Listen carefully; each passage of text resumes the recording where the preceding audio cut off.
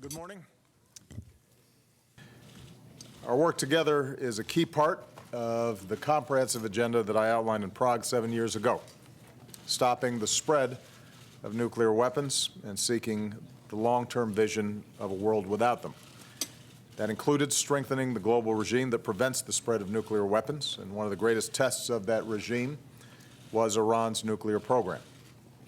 After nearly 2 years of intensive negotiations, backed by strong sanctions, the countries represented in this room achieved what decades of animosity and rhetoric did not: a long-term deal that closes off every possible path to building a nuclear weapon and subjects Iran to the most comprehensive nuclear inspections ever negotiated. And thanks to this deal, we have seen real progress. Already, Iran has dismantled 2/3 of its installed centrifuges. Iran has shipped 98% of its enriched uranium stockpile out of Iran. Iran has removed the Iraq reactor core and filled it with concrete. If Iran were to cheat, the breakout time to build a nuclear weapon has gone from 2 to 3 months to about a year.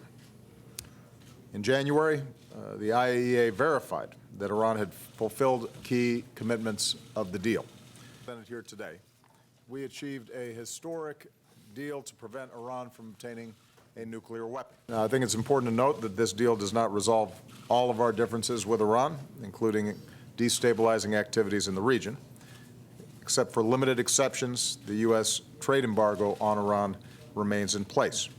We also continue to vigorously enforce sanctions pertaining to Iran's support for terrorism, human rights abuses, and ballistic missile programs. That's U.S. policy. But what this group, that doesn't agree on all aspects of policy, does agree on is that this deal has achieved a substantial success and focused on the dangers of nuclear proliferation in an effective way. Together is a key part of the comprehensive agenda that I outlined in Prague 7 years ago.